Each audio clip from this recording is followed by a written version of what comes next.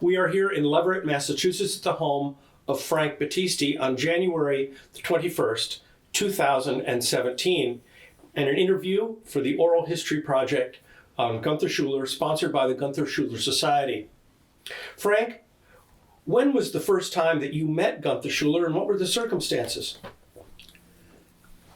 I met Gunther in the mid-1950s. I had just started my teaching at Ithaca High School, and I still had lots of friends at Ithaca College. I just graduated a couple years before, and a student there, Frank Senecola, horn player, who had studied with Gunther, decided he had to go to New York to see Gunther. I think he was having some problems with his horn, and he asked me if I wanted to go along. And so, obviously, I knew who Gunther Schuller was, and an opportunity to, get to know him was something that I could not refuse. And so I went along and I met him, and I remember, going to his apartment and meeting Margie and him, and then in the years after that, I had a lot of contact with Harvey Phillips. Harvey played as a soloist in my high school band a couple times. We got to be very good friends. And I mentioned to Harvey that I'd love to commission a piece from Gunther for my high school band. And so he arranged so that I met Gunther in Rochester, New York, after a performance that he conducted of the Eyes 4 Symphony in his version for one conductor instead of four. Was that the Philharmonic or the Eastman? No, the Philharmonic. Uh-huh. And so after the performance, I went back. We met each other. Harvey had kind of set up the whole thing. And so I asked him if he would write a piece for my band. He said he would. Unfortunately, this never came about because I left the high school, and so the commission was withdrawn. And so the next part of the meeting process occurred in December 1968. I was teaching and conducting the wind ensemble at Baldwin Wallace College. It was Christmas time. We returned to Ithaca to visit my mother and dad. And on the day after Christmas, I get a telephone call from Harvey Phillips, and he tells me that Harvey tells me that Gunther wants me to come to the conservatory and start the wind ensemble. And was I interested? Well, obviously I was interested. And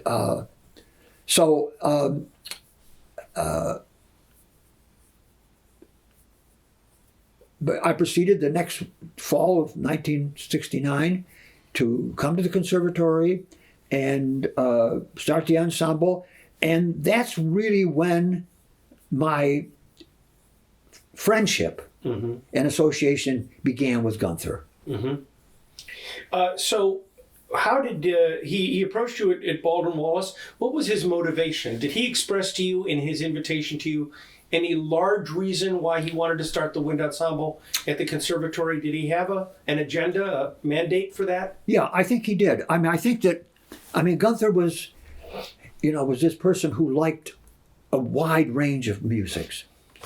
And the wind ensemble was beginning to come into its own. Fred Fennell was kind of putting it on the map through those recordings for Mercury Records. And Gunther, I think, became aware of the fact that this was a medium that was going to have a position in the whole structure of our musical establishment. And I think that he felt that as a contemporary conservatory, that this was something that we should have. And I also think that he felt that there was a need to provide more opportunities for wind players to play. In other words, they play in the orchestra. It can be very limited if you're a tuba player, it can be really limited. And so I think he saw it as an opportunity to expand the education, the development of the wind players, and also because he just felt that it was going to be a part of the musical fabric of our country, and that a modern conservatory ought to have that in their curriculum. At that time, there was a music education program at the conservatory. How did he interact with that department? The idea that there were students there who were going to become teachers in the secondary schools, and was that part of the wind ensemble mission or mandate, or were those separate issues to him? I think they were separate issues, and I think that I don't think that Gunther actually. I don't think that Gunther actually had a great desire to influence what was going on in the public schools. I think he grew to appreciate that and know how important an item that was. But I think at that time, his focus was on developing the best musicians and really developing musicians that would subvert the professional musician in many ways, and how that whole structure operated. And so I think his passion was the development of great music and the development of great players. He had that, his phrase was the complete musician. So tell us about how did Gunther try to bring about the complete musician? What was the tactical way in which he tried to actually do that? And did he really feel that every musician was going to be that? Did he take an active interest, or were there certain students who were interesting to him and they were groomed and he used those as exemplars? How did it actually work on the ground? That's a very good question, and it's a very interesting thing to think about. I mean, if Gunther could have his way, every musician would be this complete musician who could do anything in the sense of play all kinds of music, because the musician would have the knowledge of all the performance practices, knowledge of the literature, and so, a person could walk in to a recording studio and play jingles, and then walk into another studio and play chamber music, and then walk into another studio and play Mahler Fifth Symphony. I mean, that was his ideal. And, that's an incredible concept. He was not thinking in specialists. I mean, we train specialists now. We train people who, can play Baroque music, and that's all they do, and people who do this and do that. And that was not what Gunther was interested in. He was interested in the complete musician. And it's interesting because in those early years, we did not have as many departments. There was not an early performance department. I mean, when a person like Ray Mace was at the conservatory, I mean, Ray was playing, principal trumpet in the orchestra. He playing principal trumpet and second and third parts in the wind ensemble, and he was playing cornetto in the early performance. I mean, that was Gunther's idea. I mean, rather than have specialists, we're going to try to train our musicians to be able to function in the reality of what the musical world is. And that's this rainbow of different kinds of music making. Now, Gunther would have liked to have every musician be that. But the reality was that there were students that did not have that potential. So it was a matter of their potential as much as the logistics of making it. I mean, the curriculum was designed to develop the complete musician. And so there were students, I think, that we realized could go certain a certain distance and that potential. Then there were other ones that could go all the way. When you say the curriculum, so when you were teaching there, the curriculum in the late 60s and 70s was actually designed to create this musician? And had that been done before you got there, or were you part of creating the curriculum? Or was the curriculum a standard curriculum and you just pushed students to do other things? I think I would say that we were teaching the standard things that you would expect in a curriculum. But of course, Gunther brought in jazz. So that expanded the curriculum already, because there were things about making music as a jazz musician that were different. And so the curriculum expanded, and it expanded because the literature that was being performed, the repertoire that was being performed, demanded that it be wider. I think that Gunther, I mean, what was terrific about this whole thing is because Gunther didn't preach this. Gunther modeled it. I mean, of all the things that, all his contribution to the educational development of the school, it was having a model in the school that absolutely was the perfect example of what he believed in.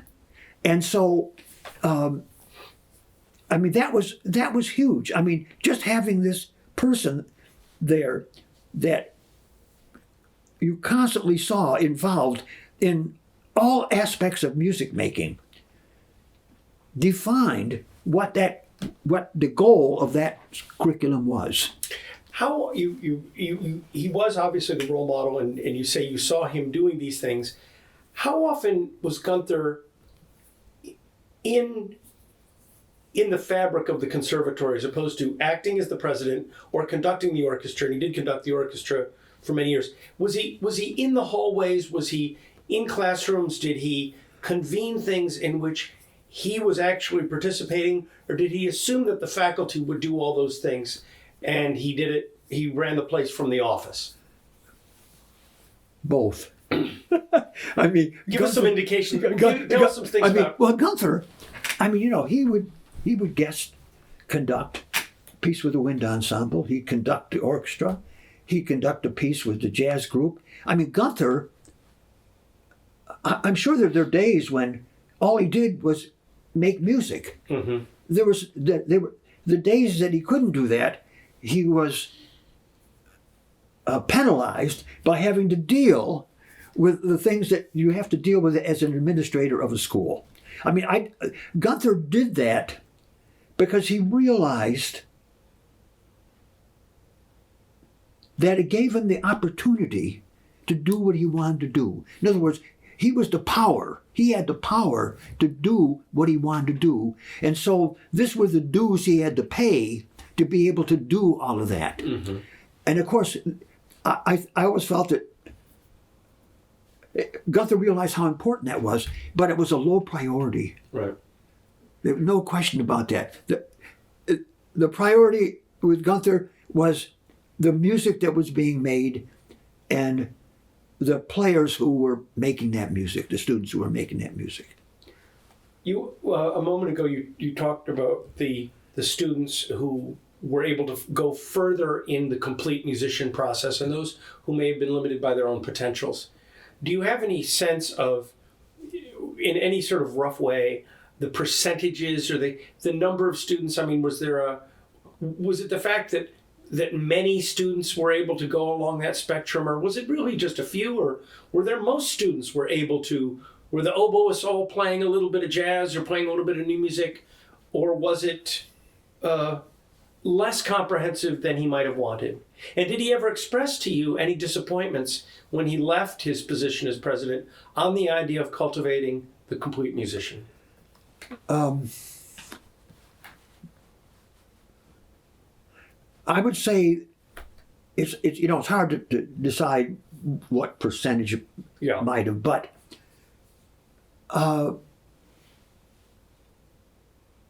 it was a selective group of people. on the other hand, it wasn't.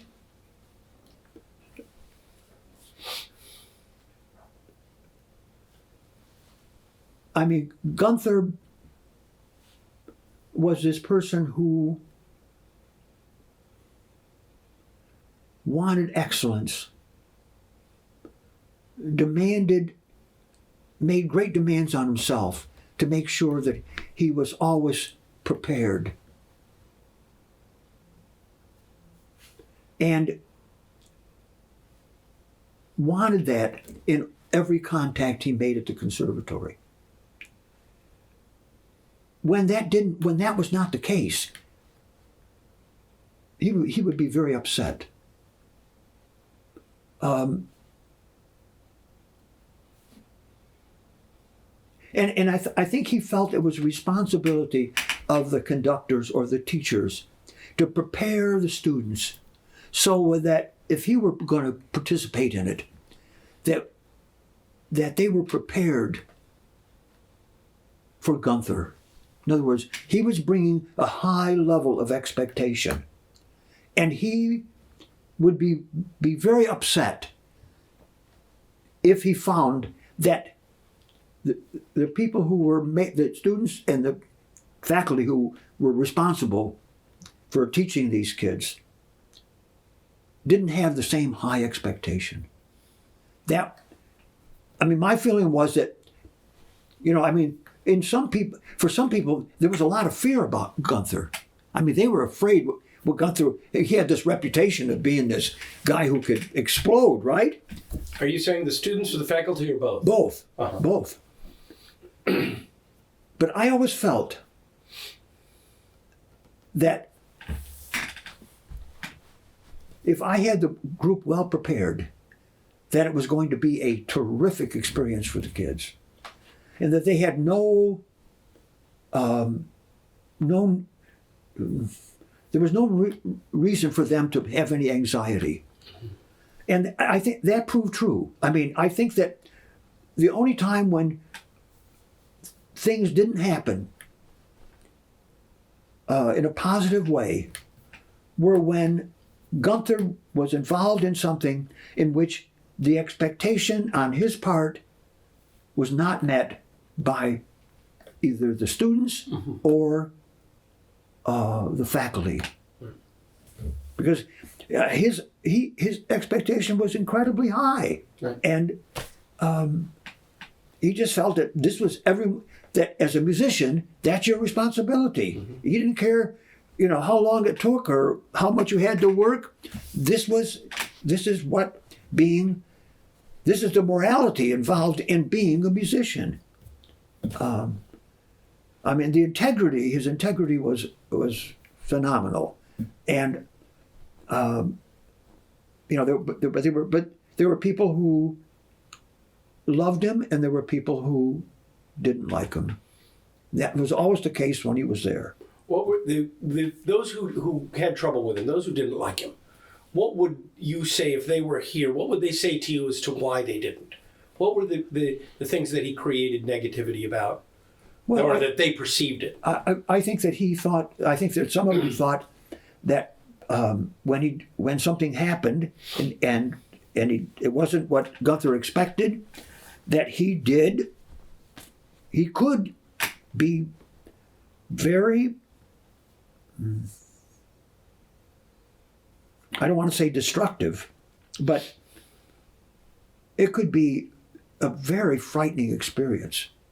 And what would he be manifested in terms of the faculty? Because you would have seen interactions that were more closed to others.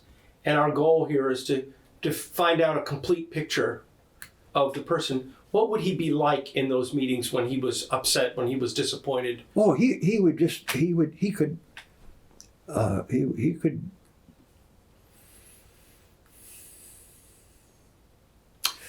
could tell a person that they don't have any ability, they don't understand the responsibility that they should have. Was he cool in this, or was the voice raised? And yeah, it could be very destructive. It could be very destructive. And for people who were responsible for ensembles, when he came in and he was so displeased, and he let the ensemble know that they weren't prepared or something. Of course, it's a reflection on the person up front, and of course that didn't win him any, and Gunther, I think,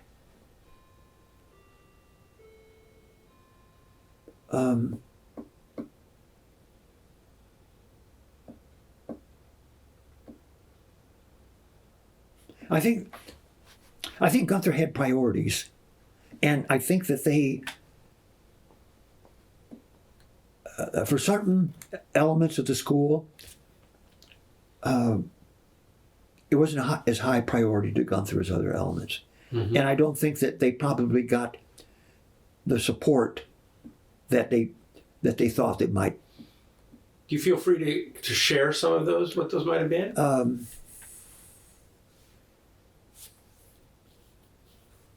Well, I mean, if you take the non-music making aspects of the curriculum,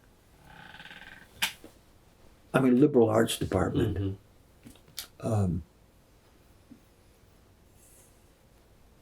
even history and theory,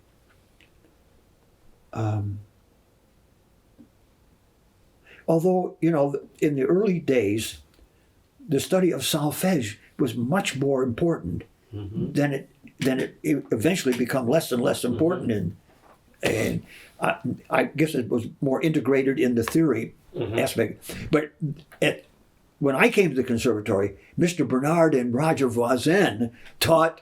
You mean the trumpet teachers? Yeah, I mean, Roger Voisin could solfege like you would not believe, and I mean, people take that course, and it would be a hell of a course for them to, get through. But the benefit of it was enormous, And when I came, they were still doing Delcros. Delcros is still part of the curriculum. So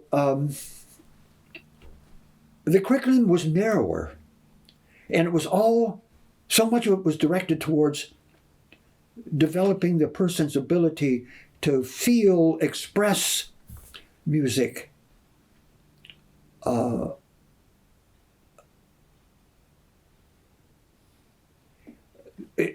That's broadened out. We give more importance to the person's intellectual development as well as their musical development. I don't think that anybody thought that the liberal arts aspect of the curriculum was a very high priority. Did Gunther become so dissatisfied with people that he let them go from the faculty? And was that done? How did that affect other members of the faculty? How did people feel? Or did he get angry or upset with people, but they stayed and they got better, or there was reconciliation?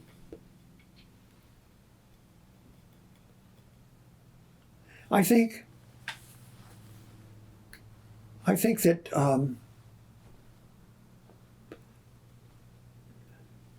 I think the fact that if you were in some of these non-priority elements of the curriculum, that most of them didn't stay very long. The pay was very low. So, they didn't feel that what they were doing was important or appreciated to the extent that they feel its importance. And the pay was not high. So I think that there was a combination of, looking for a better job, trying to get a job that paid more money, because I'm sure that the pay on some of these people in those non-essential areas, that Gunther, priorities, were not making very much money. What was it actually like? I mean, I think this is the thing that's hard to describe in books. Maybe these kind of interviews are easier to get a grip. What was it? What was the conservatory like in those days? The mood of the place when you have a person who's interacting. He's also the head of the place. He's interacting, and he has a very unique personality that you already described of high standards. And he's a polymath. He's an autodidact. What was it like? What kind of environment? And did it bleed from the top down? Did he dictate the environment? Was his personality strong enough, or? When Gunther was there, every day was exciting. At least for me, it was. You knew, I mean, if you just look at the Boston Globe during those years,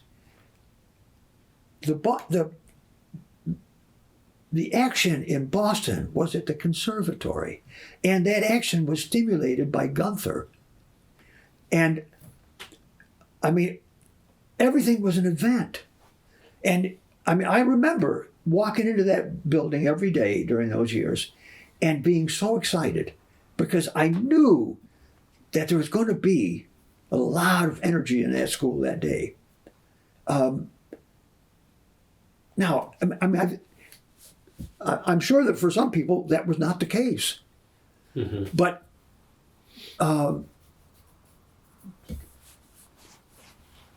when Gunther left, a lot of things improved. But there was not the creative energy in the school that was there when Gunther was there. Because the whole school worked better. I mean, it was organized better. It was administered better. The curriculum expanded. But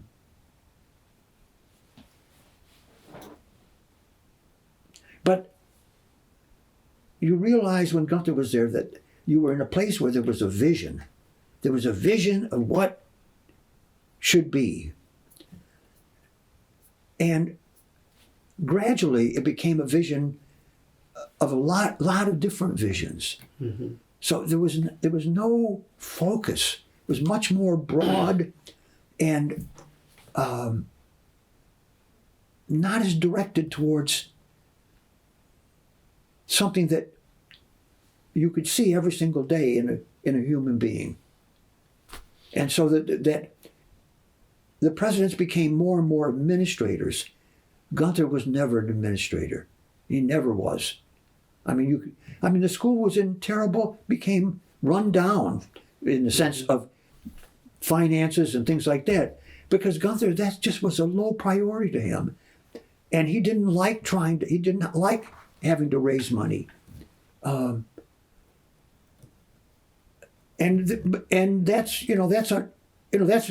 those are realities. And it's probably a good thing that there was a change, because maybe if Gunther had stayed, the school might have gone under.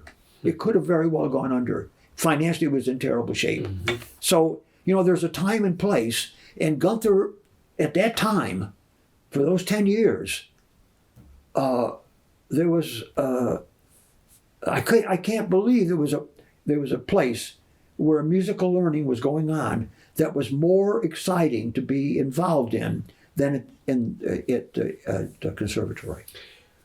Gunther brought a number of people to the conservatory. You, John Heiss, Tom McKinley, a great number of people, and many of them stayed after he left.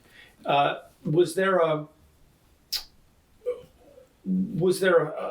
sort of a period of grief when he left, or was there an idea that, well, he's given us our mandate, we're supposed to carry it forward? I mean, what was the mood amongst the faculty, especially those of you who were clearly brought by Gunther?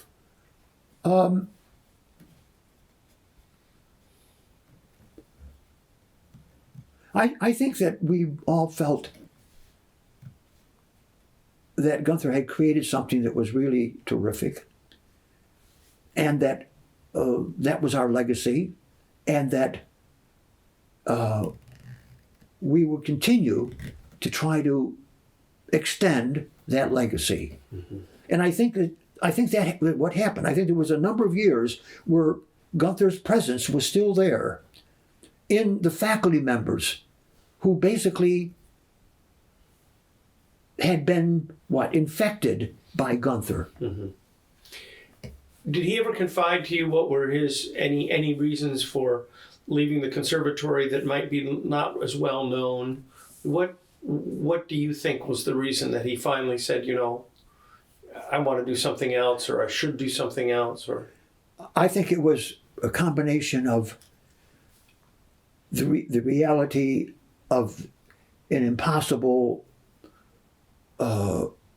relationship between him and the board of directors, in the sense that the financial condition of the school demanded that something happen, and that I don't think they were confident that with Gunther continuation that he was going to be a person who could do what had to be done in order to put the school on a financial basis.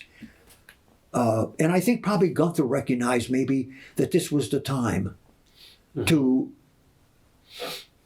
step back from this and to do some of the things that he's obviously been putting off while he had to deal with being a president of a conservatory. So I think it was something that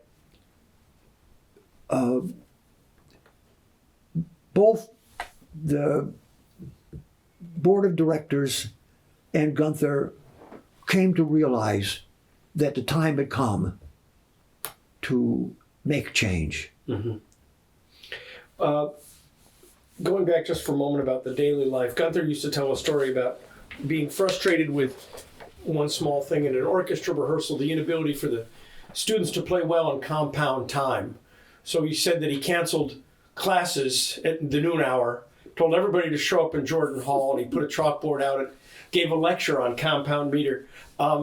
Did that happen in your time? Do you remember that? And do you remember any other sort of moments when he simply imposed his pedagogical will on the place because he'd come to the end of his rope and he decreed? No, I don't remember. I have to, every single experience I had with Gunther when it came to the wind ensemble, the music, conducting, etc., was positive. There was never, I could never remember a negative. And so... But my question is more about the idea that he had something that he wanted the entire institution to know, that he felt they didn't know, and he gathered them all together to do them as he did this. Or would he relate that one anecdote because it was so unusual? I think probably that's it. I don't remember. Maybe it happened before I got there. Mm-hmm. I don't really know. But that sounds like Gunther. I can see Gunther doing that. He sees a weakness. You don't know how to move in 6/8 time. So let's get together and figure it out. How did he, in the number of years that you knew him, from that initial meeting in the 50s, which sounds like it was rather short and somewhat superficial, to some rather intimate relationships that you had with him later, how do you think he changed? Did his temperament change? Did his outlook on things change? And do you think that he felt, especially concerning NEC, that he had succeeded, at least in some partial way, with the goal of the complete musician? I think Gunther felt that he was, his tenure as the president of the conservatory was successful. Mm-hmm. I really do. I think that he, and I think that he,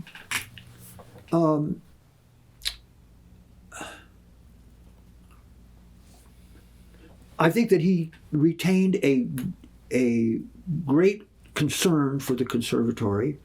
I think at times he was upset with what was going on, but I think that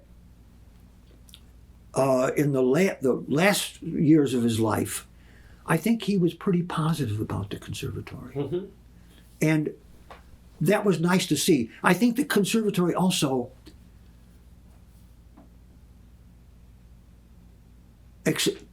displayed their they did things that told him that he was valued, and I think that Gunther appreciated that, and I think that as he grew older,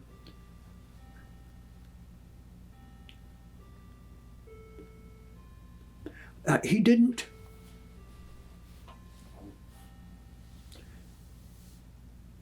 His perspective broadened.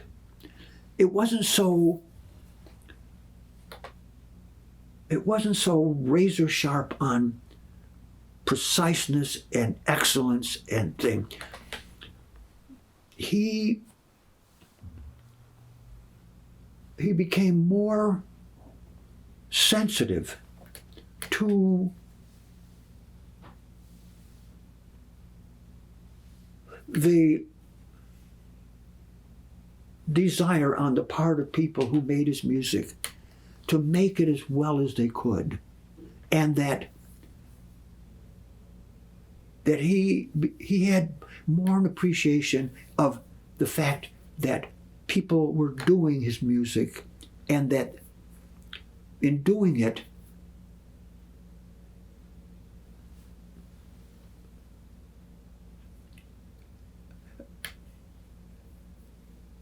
he developed more of appreciation for people who were doing his music, not on how well they just did it. You know what I mean? And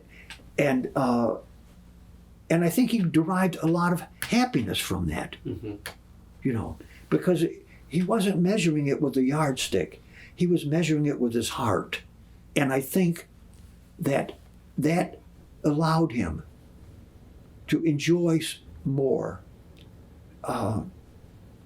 because I think in the latter part of his life, I think he derived a lot of happiness from performances of his music, and that people were doing it, and that he could see the desire on people's eyes and person to do it and to enjoy doing it.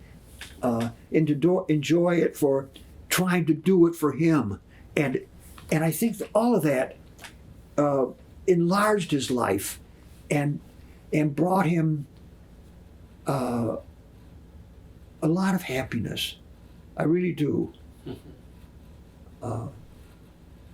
because in spite of the fact that health-wise his body was deteriorating. On the times I talked to him during those last few years, he was joyous. He was joyous.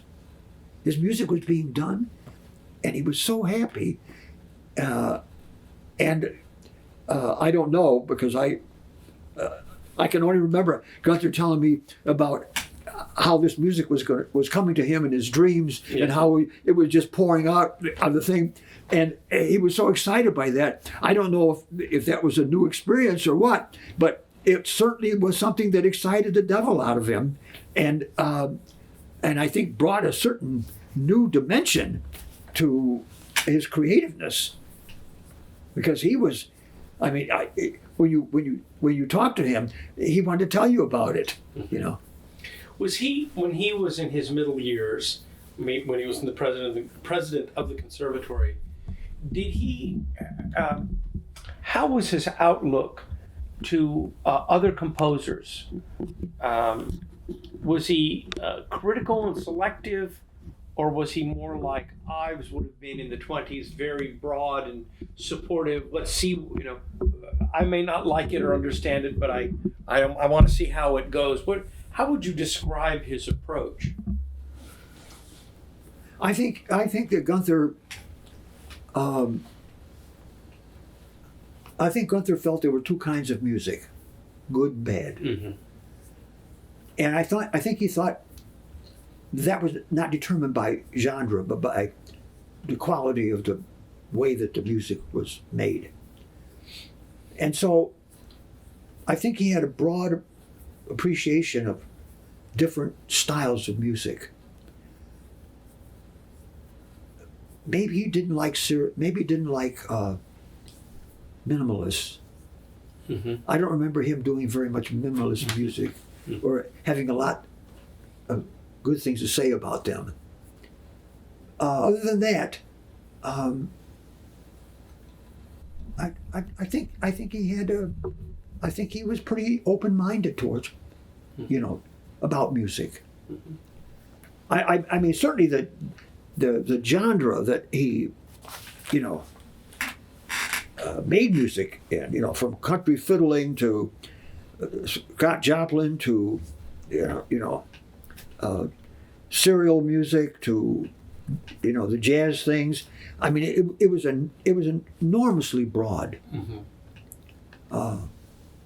And I think that was one of the things that made him so unique, and made him really just one of the great figures of the 20th century. So in other words, you saw him and heard him being personally positive. Again, what we try to do in these interviews, I think, is to get the things that can't be gleaned from the books. No, I think that Gunther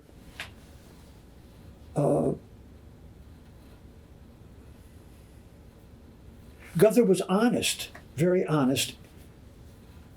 I remember him telling me once, I did a piece by a Pulitzer Prize winning composer, and he said to me, "You make the piece sound better than it is. It's not a very good piece." And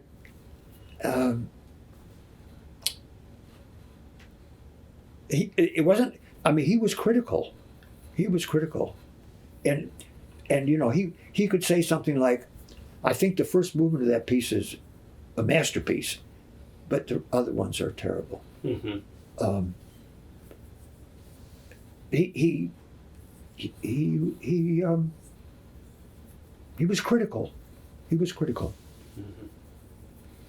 Let's move for just a moment from the NEC aspect of things to his view of wind music. Earlier in the interview, you said that he thought that wind music was coming into its own in the late '60s and thought it was becoming a vibrant part of the musical life of the country. Do you think because he was a horn player he had a special affection for it, or would this also fall into there's good music and there's bad music? Well, he didn't particularly like playing in the Goldman Band. Why was that? Because of the incompetence of the conductors. Uh-huh. And I think also because of the quality of the music. I mean, it was a job in those years. They didn't have those. The Philharmonic didn't have those long seasons. The Met Orchestra didn't have the long seasons. They had to find some way to put bread on the table. So, it was a paying job. But I think he was very happy when it rained. And he could go to a movie. So, I mean, the other thing I really want to say about Gunther is, once I did an interview with him, and a couple things that I remember the interview. Where was the interview published for those? It was published in The Instrumentalist. And do you remember about what year this might have been? Oh, I would say probably early 70s. Okay. Yeah. Thank you. I asked him once in the interview about when he was little.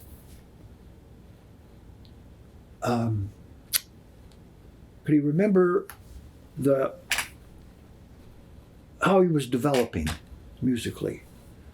And he told me, he says, I can remember being in the bathtub with my little ducks and hearing the Tannhäuser Overture and not being surprised by anything I heard. Now, I don't know if that meant he had looked at the score. I just don't know what that meant. But I just, wow. I mean, Mm-hmm. And then later in the interview, I said, Gunther, of all of all the things that a human being should have, what do you think is the most important characteristic? And without any hesitation, he said curiosity, being curious. And, you know, I never realized until I read Gunther's autobiography of how interested he was in film and things like, I mean, his interest in so many things would just amaze me. And it was because of his curious nature. He just wanted to know about anything he made contact with. And so, you know, I think people who observe him, or observed him as a musician, I don't think I did, that this was a man with an unbelievable curiosity. And I think that explains a lot in Gunther. Mm-hmm. You know. Did that curiosity extend? How did that curiosity manifest itself in wind music and his interest in wind music? Did you feel that there was a special affinity that he might have had for wind music? I think there was a special something. I think that when Gunther made that, he kind of made a dent in the college band director establishment in 1981 at a conference at the University of Michigan, in which he basically told the delegates that if they wanted to become important in the establishment, they're going to have to go to the establishment. They're not going to come to us. You have to go to them. And you have to make sure that they hear your music. So that means you're going to have to play in places where they can hear your music. And that you're going to have to commission the best composers in the world to write music. And that you're going to have professional wind ensembles. And that you're going to have to put yourself in the arena and endure the reviews and the criticisms of the critics. Now, when Gunther, I remember before he did this, and he was preparing to do it at the University of Michigan, he had me come in his office and we talked about this. And so, all these things are the things I believe in. And Gunther wanted to know, what can I say? Well, he said what I, would say and what should be said. And then, of course, he repeated this in 1991 at the WASB conference in Manchester, at the Royal Northern College of Music in Manchester. It was practically the same address, and he's saying the same things. And I think that when he made contact, when he actually got into the environment where these band directors were, he realized here's a bunch of people who really are looking to try to improve this vehicle. And they are interested in new music. I think Gunther became curious about this thing he just met. And I think that as the years progressed, he developed, and as he met conductors who he respected, who he realized these people standing in front of these bands are not idiots. These are well-trained conductors. His appreciation for them and his awareness that the performances he was getting were pretty good performances, maybe better performances than he got in a lot of other places, that his appreciation and value for them constantly expanded. And so, as has happened with many other composers, little by little, they developed an understanding and appreciation that this was a viable medium, and that the whole issue, as it is in any music making, is the conductor. And so I think he developed a real appreciation and value for the conductors who were standing in front of these really fine groups and who were good conductors. And so he saw that this was a part of the musical fabric that was important, that affected a lot of people, and that had potential as an expressive vehicle. He's as in his large catalog, a gross distinction might be those purely classical works, what we would call art music works, and those, maybe there are three groups, then those pieces that aspire completely to be jazz pieces. And then there are, of course, the pieces that are the third string, Right. the term that he later wished to had been thought of differently. Of the two groups with which you worked, which would be the straight classical pieces, or the all classical pieces, and the third string pieces in the wind world, tell me your feelings about his contribution and those pieces. By title, in a large way, a small way, what are your feelings now that you look back on those contributions? Well, I think the first piece I ever played by Gunther was Meditations. And if I remember right, it was one of the pieces that were a runner-up for an ABA prize or something like that. And it was a serial piece. But he wrote it, no, take it back. It was a commission by the Greensboro, North Carolina High School Band. And he wrote a 12-tone piece for the high school band, which at that time was, Yeah. no.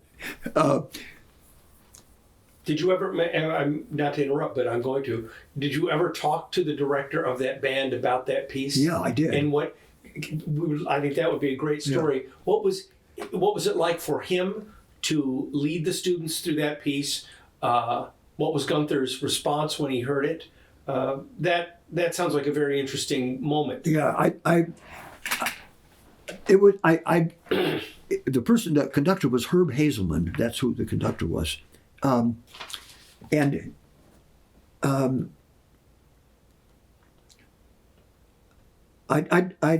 have to really look into this. I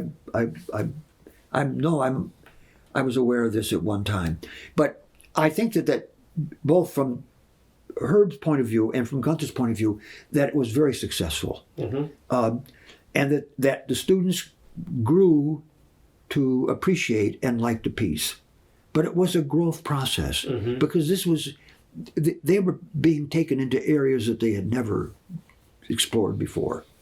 But the first piece that I did that piece. I did that piece in my high school band.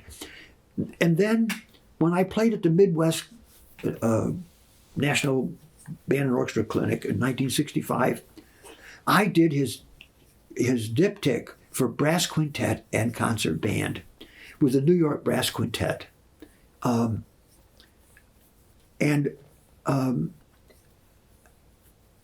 That's another connection with Gunther because this was 2 years before I commissioned or asked him to write a piece for my high school band.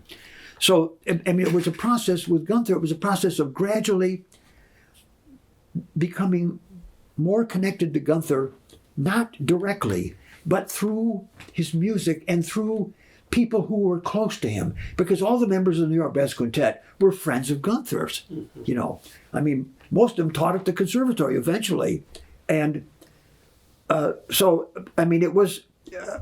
it's very interesting. I hadn't thought about it till you sent me the questions, but my contact with Gunther for so long was through other people that were close to both of us.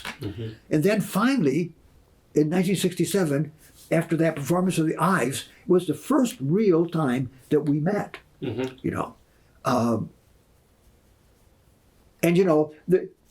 show you how supportive Gunther was of the wind ensemble. In my second year at the conservatory, I had the first wind ensemble conference, National Wind Ensemble Conference. And I mean, Gunther was very, very much, very supportive of it. And of course, you know, we had Corral Husa, and we had Warren Benson, and we had Les Bassett. We had everybody here. And Gunther was involved in, you know, and was, you know, conversing with everybody. And then we sponsored a second one the year afterwards. So, I mean, I think that would indicate that Gunther felt that this was something that was important. Mm-hmm. But as far as... we were talking about meditations. We were talking about the pieces themselves. Yeah. I think that Gunther... I mean, Gunther's music to me can be...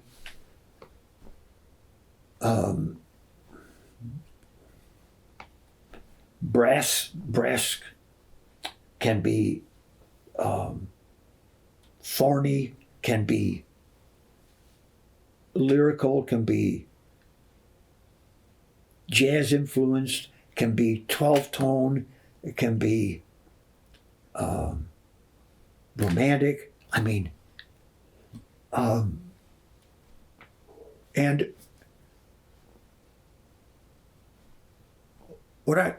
all the pieces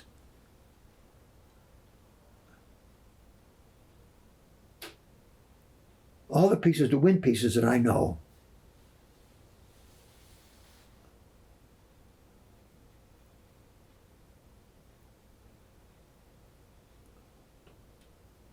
all have an element in them that contributed to expanding the wind ensemble at the time. And they all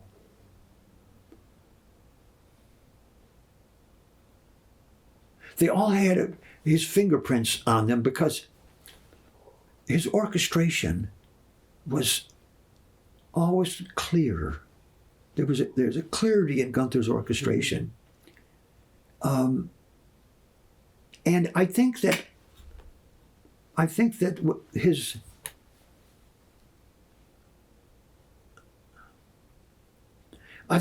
Gunther, I'm not sure that all of Gunther's jazz crossover pieces, whatever you want to call them, third stream, I'm not sure that they all succeed in the way he wanted them to succeed. Mm-hmm. How would you say he wanted them to succeed, and how would you say that they might not? Okay.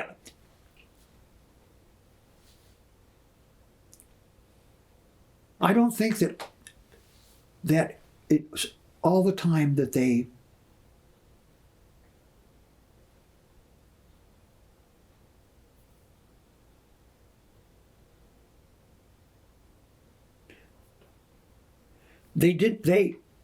you could still identify those as elements of jazz or elements of something else, mm-hmm. as opposed to transforming them into something that combined them in a way mm-hmm. that was new and indivisible. You couldn't say, you only say, it's like discovering a new color, or making a new color. You know, instead of crossing the blue and the yellow to make green, is that how you do it? Mm-hmm.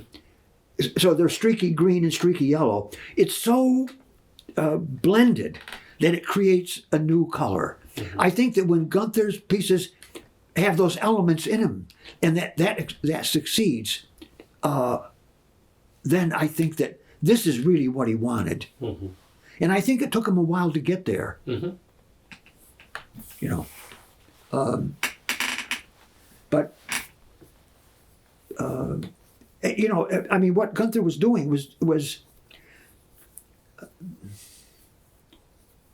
I mean, now music is being made, and the influences that a composer you might find in a composer's music are enormous. I mean, they come from all over the world, right? I mean, in a sense, Gunther was trying to do that, but his was 2 worlds, not 45 worlds. Mm-hmm.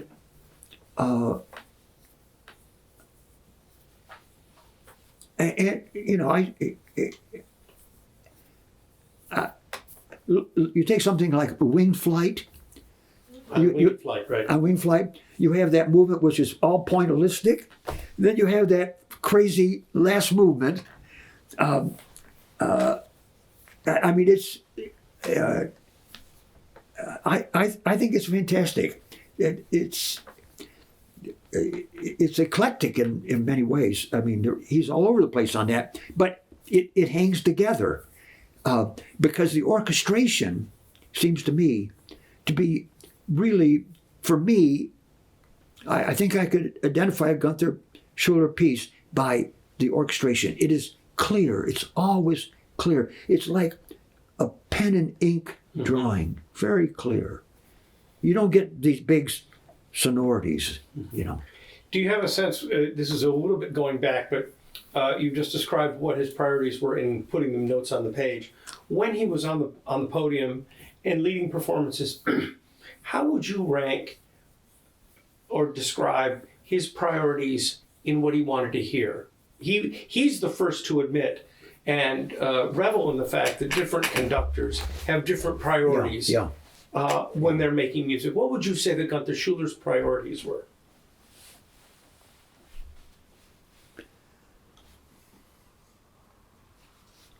Gunther heard everything in his ear. I mean, he heard everything.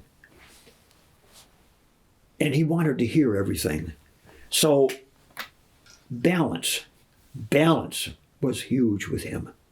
If you can't hear it, then the balance is not right. And if the balance is not right, then you can't hear the whole score. So, I mean, I think balance was huge. Yeah.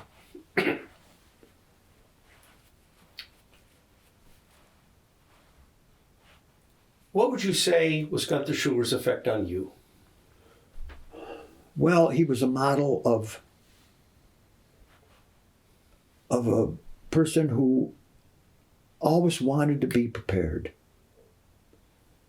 So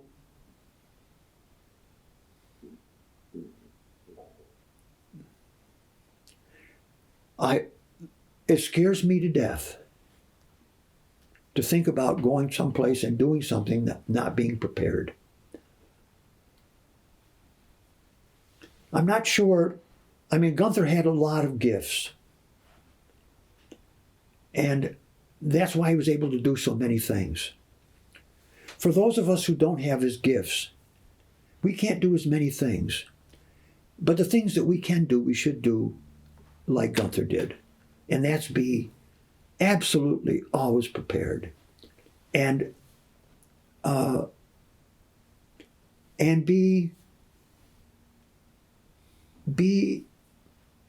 be passionate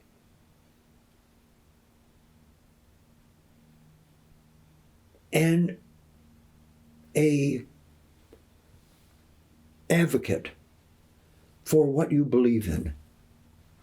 I mean, Gunther went to the wall in what he believed in, and sometimes that cost him. But that modeling of having enough passion that this is what I'm going to do. I'm not going to count the cost. It's what I have to do.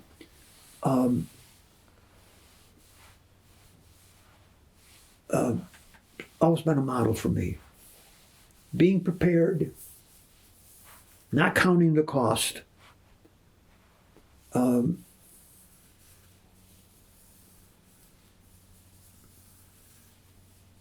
I guess those are the things that I probably... He was an incredible model. For me, he was an incredible model.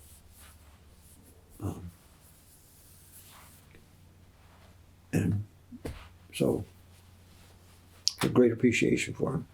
Always will. Are there any other things that you can think of that you've thought over the past few days that you wanted to? Let me see if there's anything here that I made some notes. How did you get to know Harvey Phillips? How did you meet him? How did I meet Harvey?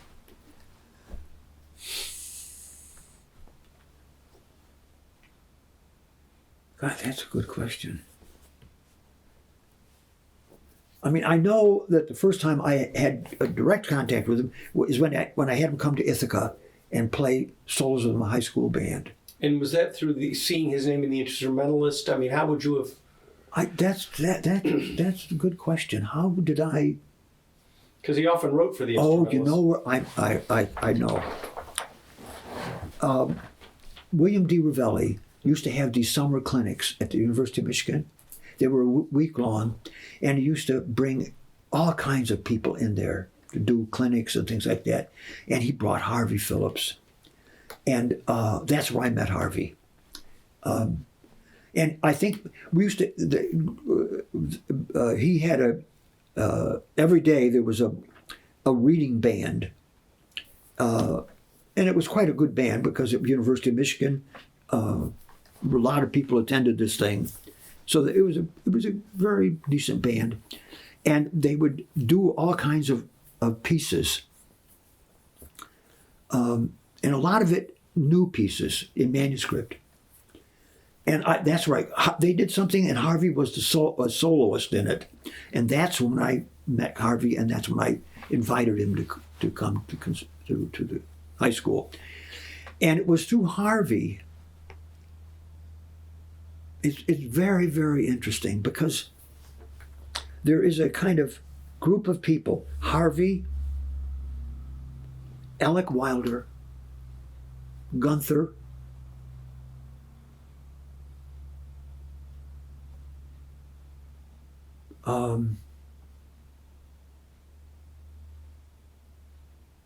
Bob Levy. But Gunther, Harvey and Gunther.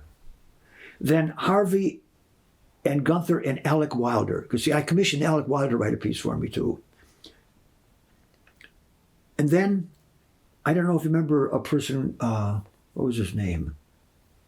Louis Ozer.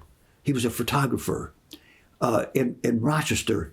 And he's done... Oh, yes. Yeah, there's a lot of photographs of great musicians.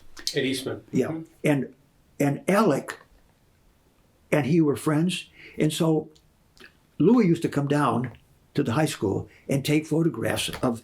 I've got portraits of my students playing that Louis took. They're beautiful portraits.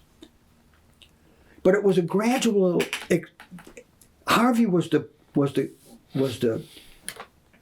pebble in the pool that kept radiating out to all these people that eventually had all these connections to Gunther. It was very, very interesting. And of course, I guess I did. I mean, when in the early years at the conservatory,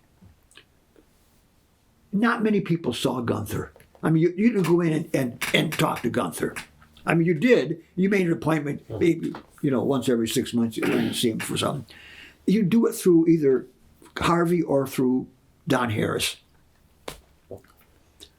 Harvey, I go to Harvey and say, Harvey, I need this, I need that.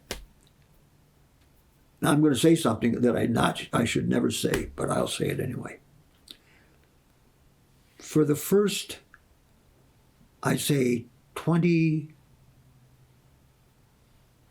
at least 20 years that I was at the conservatory, I never had a budget.